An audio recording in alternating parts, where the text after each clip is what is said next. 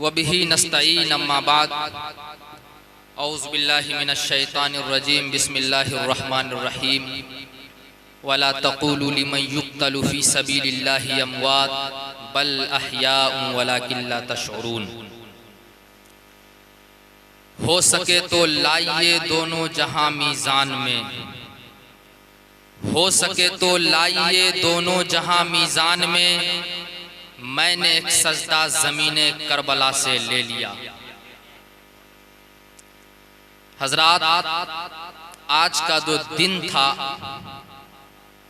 आज ही के दिन को यौम आशूरा के नाम से हम और आप जानते हैं, और आज ही के दिन सैयदना इमाम हुसैन रज़ी अल्लाह ताला अन्हु की शहादत हुई।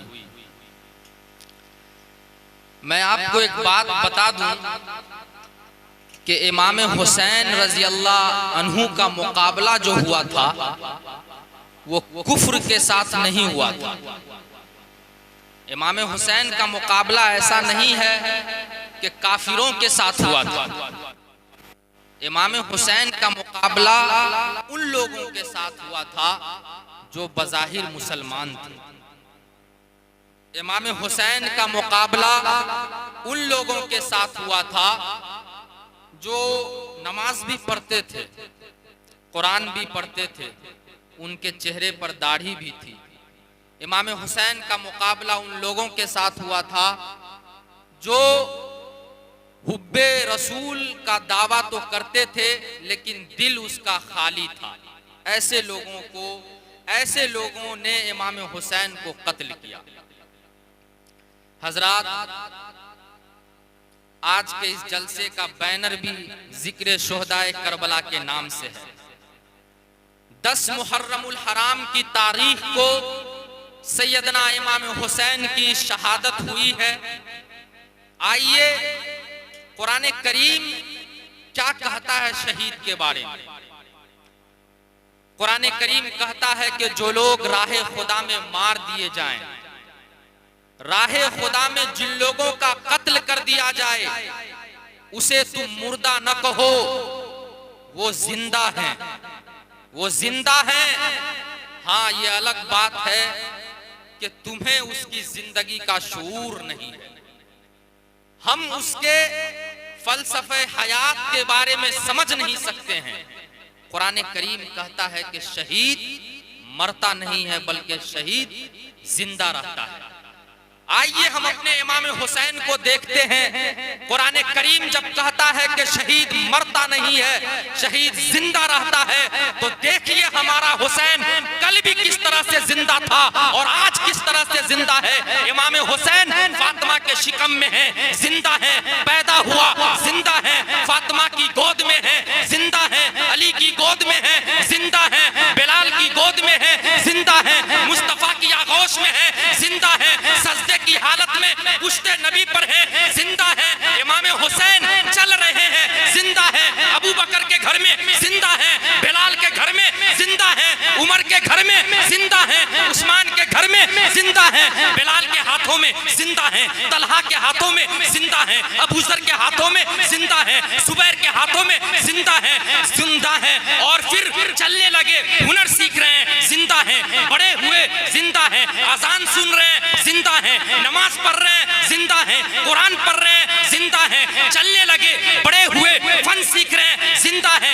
यजीदियों से, करबला से यजीदियों का पैगाम आया, सफर के लिए निकले, सफर ने कहा हुसैन जिंदा, हवारियों ने कहा हुसैन जिंदा, आले कुरैश ने कहा हुसैन जिंदा, आले हाशिम ने कहा हुसैन जिंदा, मक्का पहुंचे, मक्का ने कहा हुसैन जिंदा, मताफ ने कहा हुसैन जिंदा, हतीम ने कहा हुसैन जिंदा, हजर अस्वद ने कहा हुसैन जिंदा, मिज़ाब रहमत ने कहा हुसैन जिंदा, खिलाफ काबा ने कहा हुसैन जिंदा, करबला पहुंचे, करबला ने कहा हुसैन जिंदा, शुम्र ने कहा हुसैन जिंदा, हुर ने कहा हुसैन जिंदा, यजीद ने कहा हुसैन जिंदा, इब्ने साद ने कहा हुसैन जिंदा, इब्ने ज़ियाद ने कहा हुसैन जिंदा, उम्मे रुबाब ने कहा हुसैन जिंदा, उम्मे फजल ने कहा हुसैन जिंदा, उम्मे लैला ने कहा हुसैन जिंदा, ज़ैनब ने कहा हुसैन जिंदा, सकीना ने कहा हुसैन जिंदा, हुसैन को घोड़े पर है, घोड़ों ने कहा हुसैन जिंदा, तलवारें लगी जिंदा है,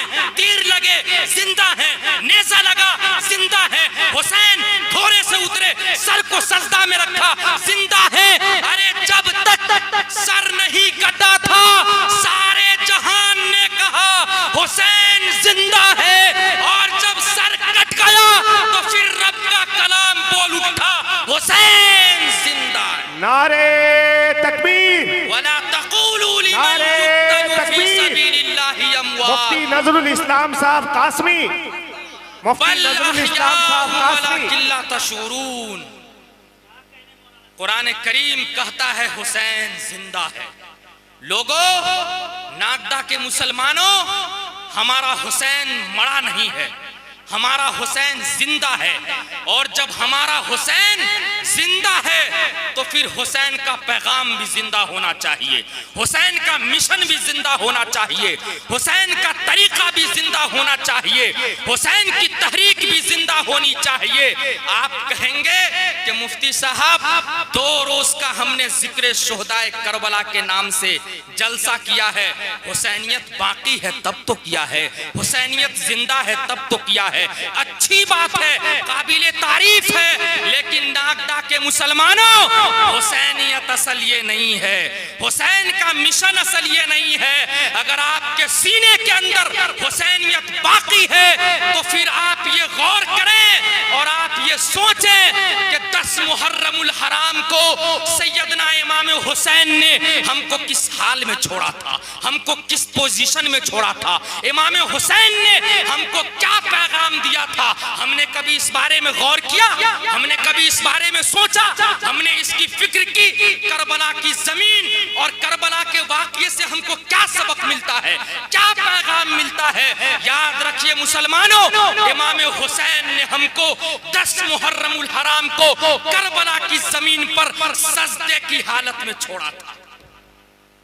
हुसैन ने सजदे का पैगाम दिया था और हुसैन ने कहा दुनिया वालों याद रखना, अगर तलवारों की धार के ऊपर और नेज़े के नोक के ऊपर और बम बारूद के टीले पर भी अगर वक्त सजदा आ जाए और सजदा की जरूरत पड़ जाए तो अपने सर को तलवारों की धार पर और नेज़े की नोक पर भी झुका देना, लेकिन सजदा को जाने मत देना।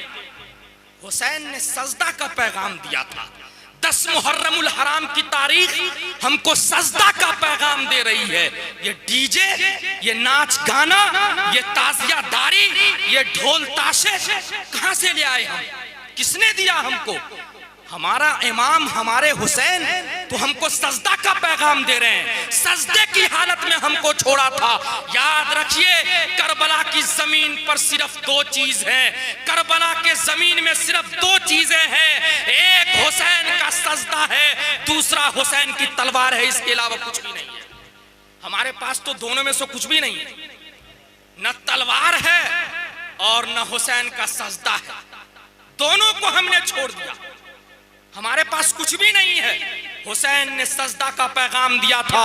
और आपको पता होना चाहिए दुनिया में 2 चीजें ऐसी हैं जिसका कोई सानी नहीं है।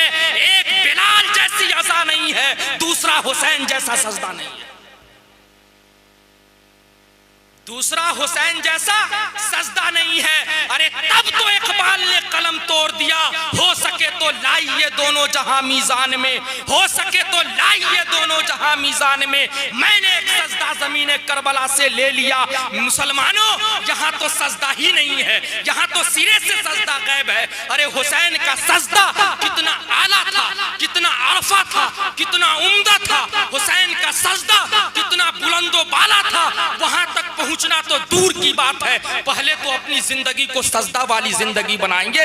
यहाँ तो हमने सजदा ही को गायब कर दिया, यहाँ तो सिरे से सजदा नहीं है, हमने तो सजदा ही को खत्म कर दिया।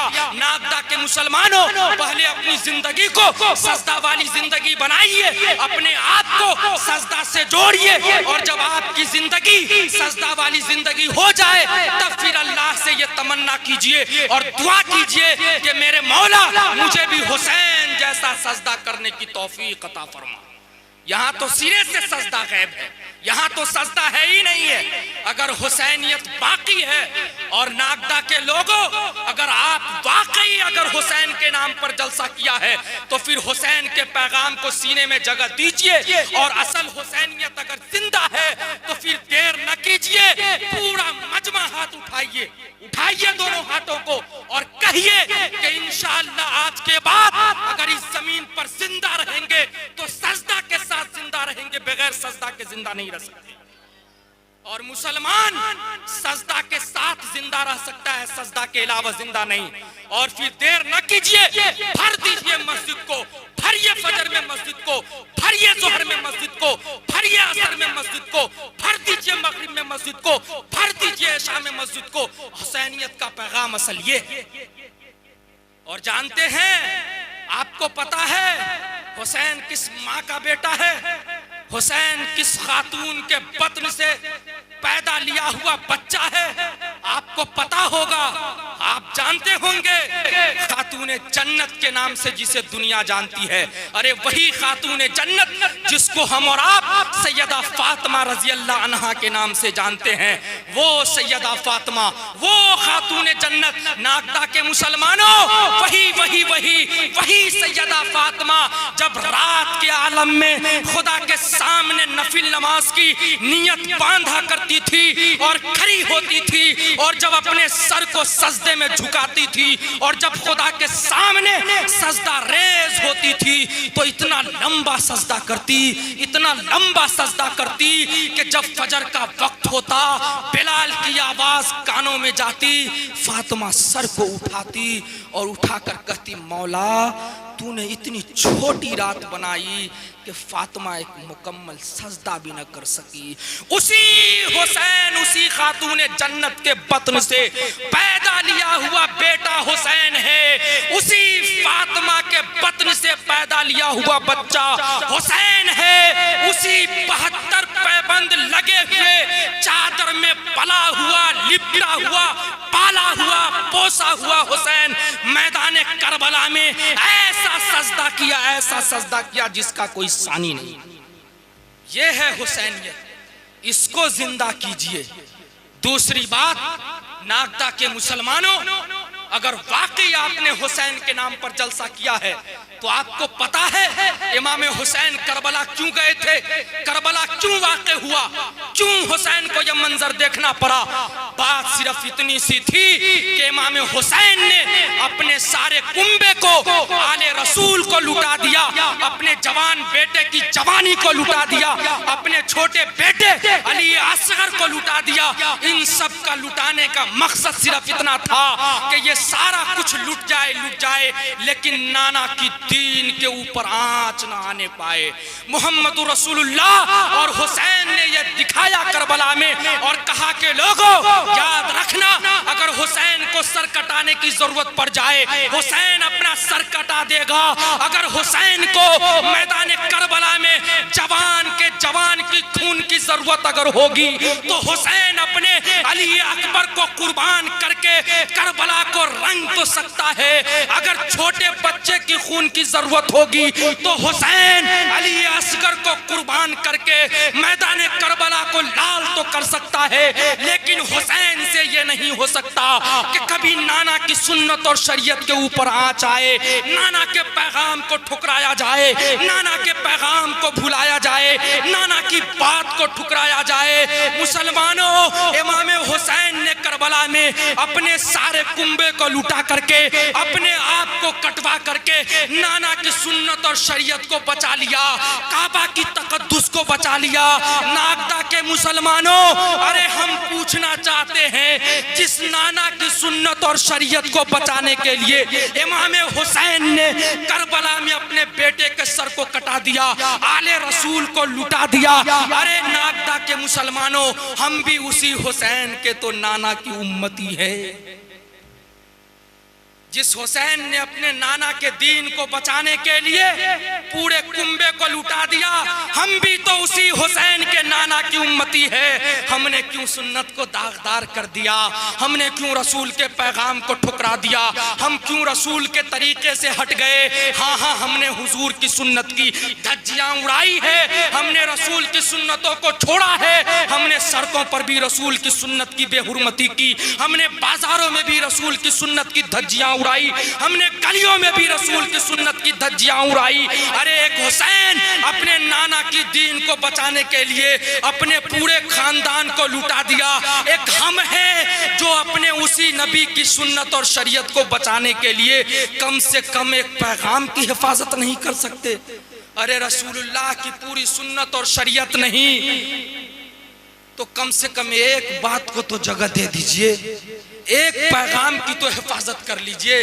बातें तो बहुत सारी है, हमने हर जगह सुन्नत को ठुकराया है, हमने हर जगह सुन्नत को नुकसान पहुंचाया है, लेकिन नागदा के मुसलमानों, हुजूर सल्लल्लाहु अलैहि वसल्लम का एक पैगाम दे रहा हूं और आखिरी बात करके अपनी बात को खत्म करता हूं। अगर वाकई आपने जिक्र शुहदाए करबला के नाम से जलसा किया है और इमाम हुसैन ने अपने नाना की सुन्नत और शरीयत को और दीन इस्लाम को बचाने के खातिर अगर खुद कुर्बान हो गए तो हम तो कम से कम रसूल की एक सुन्नत की हिफाजत कर लें, हम तो कम से कम रसूल के पैगाम को एक हिफाजत कर लें, हम तो अपने सीने में रसूलुल्लाह की एक बात को जगह दे दें। बड़ी तेजी के साथ रसूलुल्लाह का वो पैगाम है, रसूल की बात है। अल्लाह के रसूल ने क्या कहा?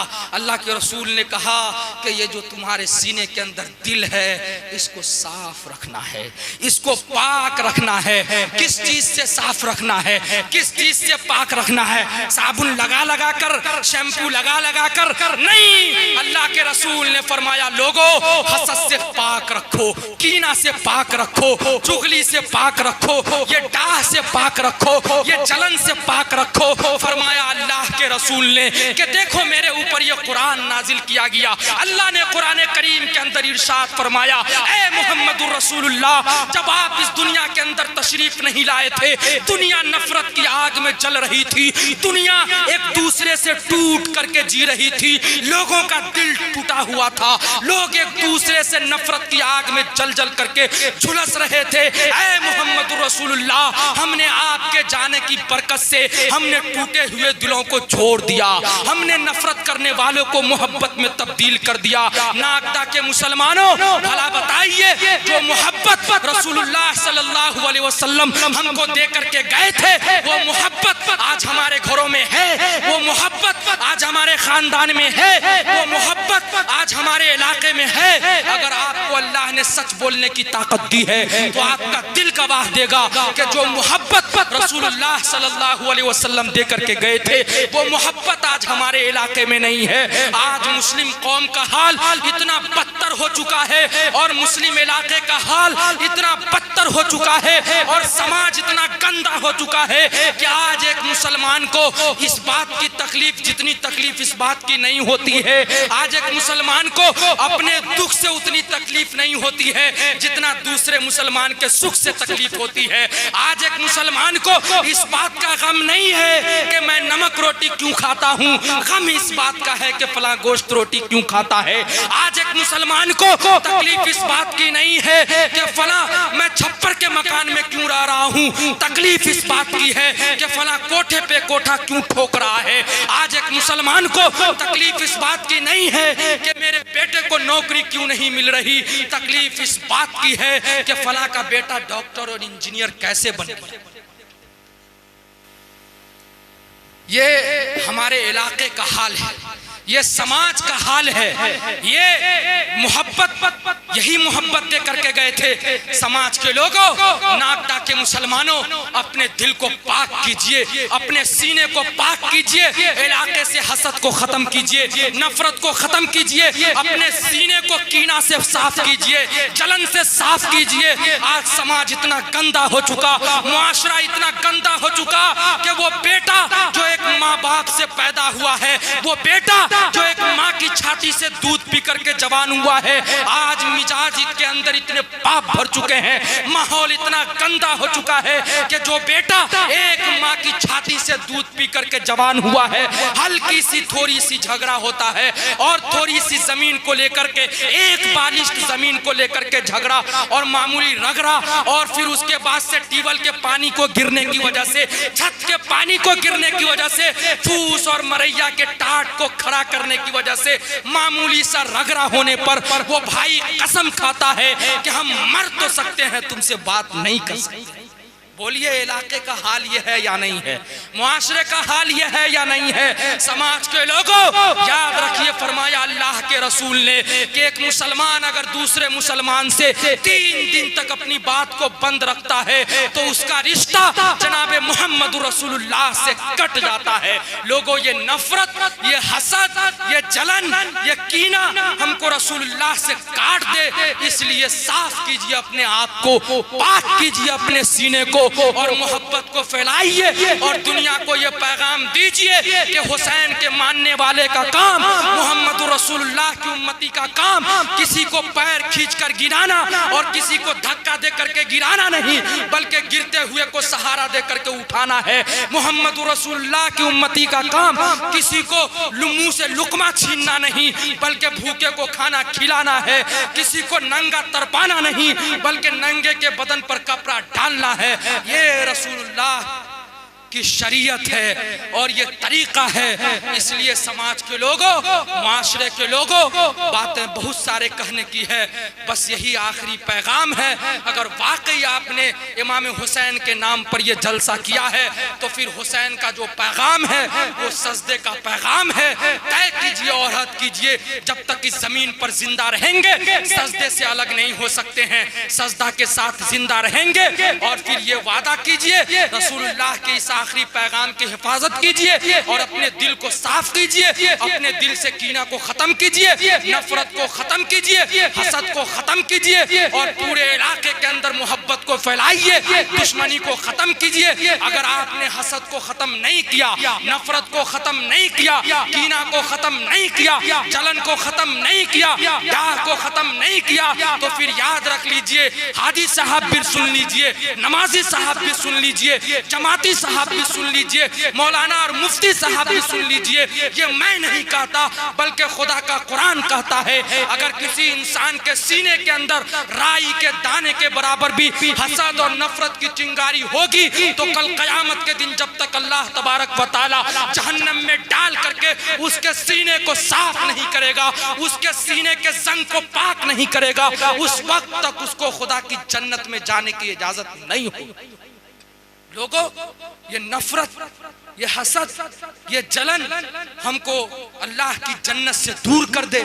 इसलिए मुसलमानों, तय कीजिए अब इस जमीन पर जिंदा रहेंगे तो नफरत के साथ नहीं बल्कि मोहब्बत के साथ जिंदा रहेंगे और मोहब्बत की खुशबू को पूरे इलाके में बांटेंगे और किसी भी इंसान के साथ कीना और हसद और जलन नहीं रखेंगे। और फिर मोहब्बत भी कैसी करनी है, जरा देखिए सहाबा की जिंदगी को, सहाबा की जिंदगी को पढ़िए और सहाबा की जिंदगी को देखिए। वही मोहब्बत रसूलुल्लाह सल्लल्लाहु अलैहि वसल्लम हम और आपको दे करके गए थे। एक सहाबी रसूल हैं, रसूलुल्लाह के दरबार में हाजिर हुए हैं और अर्ज किया कि अल्लाह के रसूल, मेरा चचाजाद भाई जंग के मैदान में गया है, या रसूल अल्लाह शाम होने को है, अब तक लौट करके मेरा चचाजाद भाई वापस नहीं आया है। ऐ अल्लाह के नबी, मुझे आप इजाजत दें, कम से कम मैं अपने चचाजाद भाई के लिए मैदान जंग के अंदर एक कटोरा पानी लेकर के जाऊं। या रसूल अल्लाह, हो सकता है कहीं उसकी आखिरी सांस हो, पानी के लिए तड़प रहा हो, कहीं पानी पी करके उसकी जिंदगी जाए। अल्लाह के रसूल ने इजाजत दे दी। वो सहाबी रसूल अपने घर जाते हैं, घर से पानी का कटोरा लिए हैं और मैदान जंग की तरफ बढ़े हैं। मैदान जंग में अपने भाई, चचाजाद भाई को तलाश कर रहे हैं। तलाश करते करते उसकी नजर अपने भाई पर जब पड़ती है, उसके भाई के जबान से पानी पानी का ये जुमला निकल रहा था।